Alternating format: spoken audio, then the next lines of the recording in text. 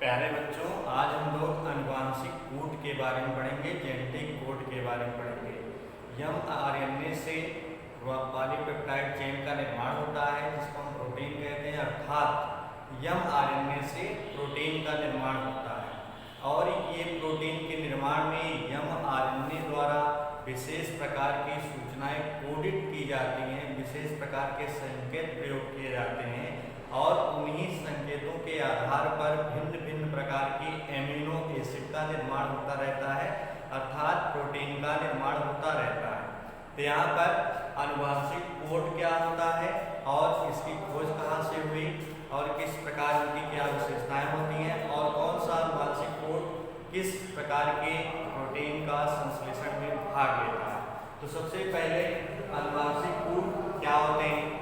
आनुवांशिक code translation की प्रक्रिया में, अर्थात mRNA से प्रोटीन बनने की प्रक्रिया में जो सांकेतिक कोडों का प्रयोग होता है, सांकेतिक चिन्हों का प्रयोग होता है, उन्हीं को हम आनुवांशिक कूट कहते हैं। और ये आनुवांशिक कूट नाइट्रोजनी समक्षारों जैसे एडेनिन, ग्वानिन, यूरेसिल और साइटोसिन के द्वारा मिलकर बने होते हैं।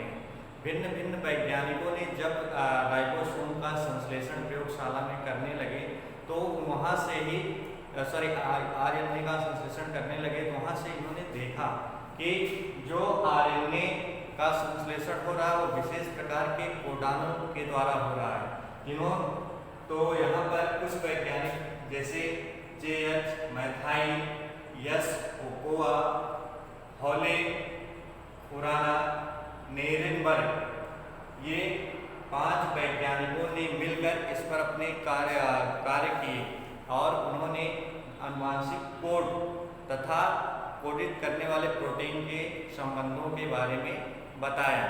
इन्होंने जेनेटिक कोड को जैसे नाइट्रोजनी समक्षार होते हैं, एडेनिन, एडेनिन, ग्वानिन, साइटोसिन और यूरेसिल, ये 4 प्रकार के नाइट्रोजनी क्षारों के द्वारा प्रोटीन के कोड के बारे में इन्होंने बताया। जैसे इसका संकेत ये होता है AGCU। इनके द्वारा 20 प्रकार के अमीनो एसिड, जिसको पिछले वीडियो में बताया गया था, 20 प्रकार के अमीनो एसिड जिसमें एसेंशियल तथा नॉन एसेंशियल दोनों प्रकार के अमीनो एसिड थे, उनको कोडित किया जाता है। उनको कोडित करने के लिए इन्होंने संकेतों के प्रयोग के माध्यम से इन्होंने बताया कि अगर दो नाइट्रोजनस बेस को साथ में लेते हैं तो देखते हैं कि यहाँ पर जैसे मान लीजिए 2 नाइट्रोजनस बेस को लेंगे, 2 का स्क्वायर अगर कर देंगे, 2 के साथ 2 जुड़ेगा तो यहाँ पर केवल 4 होता है। यहाँ पर अगर यहाँ पर चारों के साथ 4 परस्पर लगते हैं, 4 के साथ 4 नाइट्रोजनस बेस के साथ 4 का स्क्वायर करते हैं, यहाँ पर 64 आता है। अर्थात ये जो आनुवांशिक कोड है यहाँ पे उनकी संख्या 4 का जब यहाँ पे स्क्वायर करते हैं तो 16 होता है, 16। तो 4 का स्क्वायर करेंगे 16 हो जाएगा, लेकिन जो प्रोटीन की संख्या होती है वो 20 होती है। तो 16 इस प्रकार के यहाँ पे कोडान बन पाते हैं तथा 20 प्रकार के अमीनो एसिड को कोडित करना होता है। इसलिए 4 के युग में, 4 के वर्ग में संभव नहीं हो पाता, इसीलिए यहाँ पर 4 का क्यूब किया जाता है और यहाँ पर उनकी संख्या हो जाती है 64। तो यहाँ पर 64 प्रकार के कोडान तैयार होते हैं और ये 64 प्रकार के कोडान 20 प्रकार के एमिनो एसिड को कोडित करते हैं। यहाँ पर एक टेबल के माध्यम से सभी प्रकार के एमिनो एसिड को दिखाया गया है। इसमें ये फर्स्ट बेस होता है, ये सेकेंड बेस होता है और ये थर्ड बेस होता है। इधर नाइट्रोजनस क्षार यूरेसिल, साइटोसिन, एडेनिन और ग्वानिन, इधर भी यूरेसिल, साइटोसिन, एडेनिन और ग्वानिन, साथ ही साथ यहाँ पर यूरेसिल, साइटोसिन, एडेनिन, ग्वानिन इसी प्रकार से क्रम में लगे होते हैं।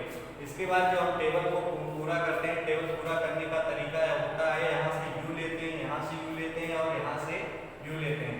इस प्रकार पहला कोड तैयार हो जाता है। फिर क्या करते हैं, यहाँ से यू लेते हैं, यहाँ से यू लेते हैं, यहाँ से सी लेते हैं। इस प्रकार यहाँ पर यू यू सी हो जाता है। ऐसे ही प्रत्येक टेबल में, दूसरे टेबल में जाते हैं, यहाँ से यू लेते हैं, यहाँ से सी लेते हैं और यहाँ से यू लेते हैं। ऐसे इसी प्रकार तीनों स्थान से मैनेज करके हम 64 प्रकार के जेनेटिक कोड्स को तैयार करते हैं और इन 64 प्रकार के जेनेटिक कोड 20 प्रकार के अमीनो एसिड को कोडित करते हैं। जैसे यहाँ पर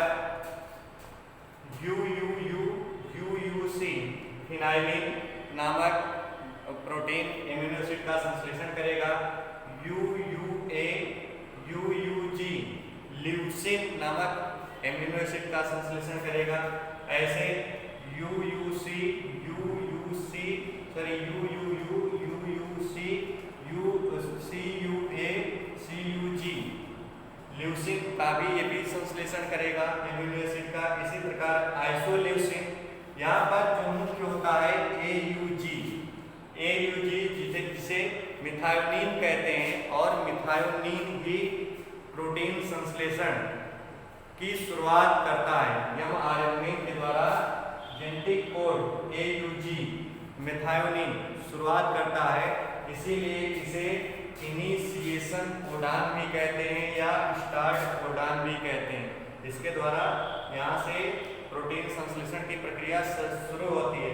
इसके बाद वैलिन है, सेरीन है, प्रोलीन है, थियोनीन है, एलेनिन है, टायरोसिन है और यहाँ पर दो UAA UAG स्टॉप कोडान और एक स्टॉप कोडान यहाँ पर UGA स्टॉप कोडान।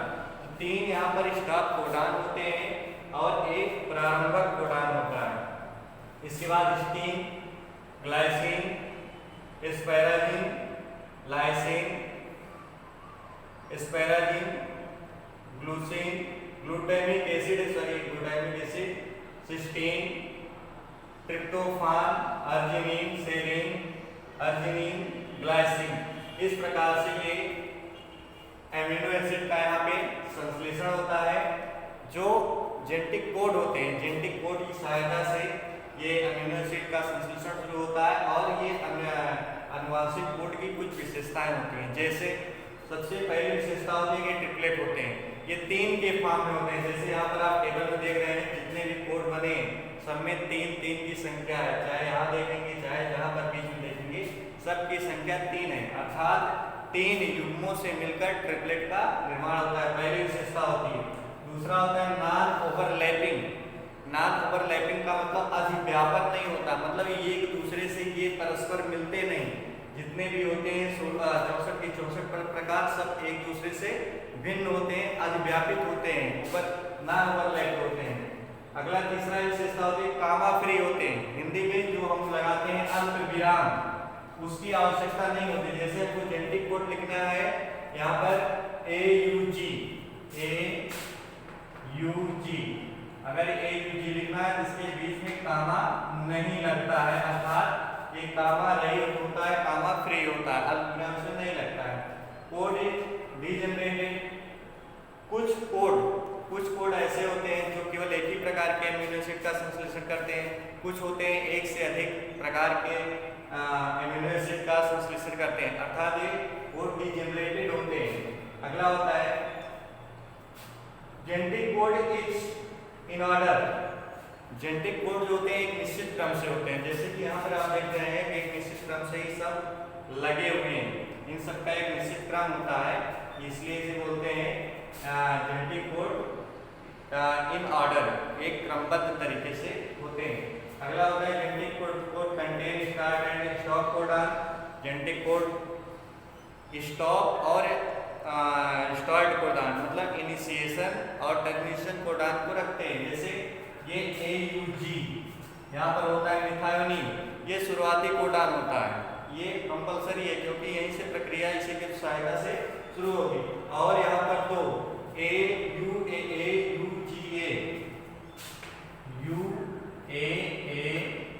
UGA और UAG ये तीन कोडान ऐसे होते हैं जो समाप्ति कोडान होते हैं, मतलब ये प्रोटीन निर्माण की पॉलीपेप्टाइड श्रृंखला को ये रोक देते हैं, तो इन्हें स्टॉप कोडान के नाम से भी जानते हैं।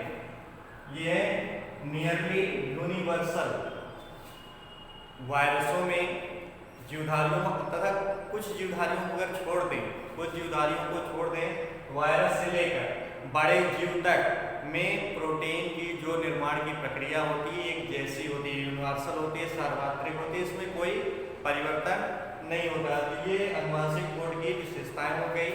अनुवांशिक कोड को देने वाले वैज्ञानिक जे.एच. मैथाई या सुकोवा, हॉले, खुराना, नेरेनबर्ग, इन्होंने 1953 से लेकर 68 के मध्य में इस प्रयोग के बारे में, इनके बारे में अध्ययन किया और उन्होंने बताया जेनेटिक कोड के बारे में। जेनेटिक कोड होता क्या है?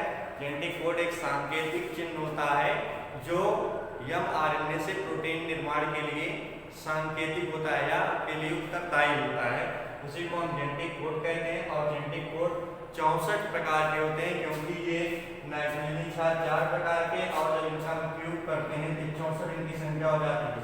64 20 प्रकार के एमिनो एसिड को कोडित करते हैं, लेकिन अगर हम इसका स्क्वायर ही करते हैं तो यहाँ पर इनकी संख्या 16 ही आ रही है, जबकि हमारे एमिनो एसिड की संख्या होती है 30। इस प्रकार से पूरा जेनेटिक कोड के बारे में हम लोग पढ़े। धन्यवाद।